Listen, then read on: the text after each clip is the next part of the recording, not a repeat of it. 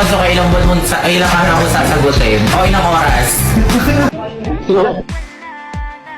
Nag-aaral ka ba na mabuti? Okay ka ba? Koso kayo. Koso kayo. Koso kayo. Yoy, hindi mo yung sama. Yan, hindi nakita. Parang si Koso.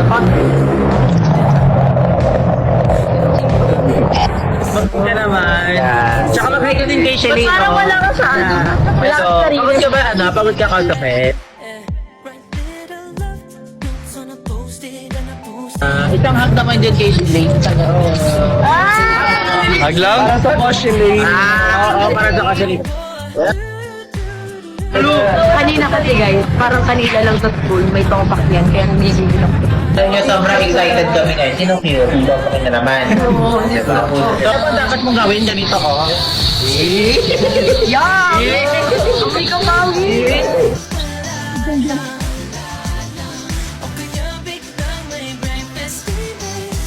So, tingnan mo yan, ibig sabihin yan, mag-isasawa mo si Kosok eh.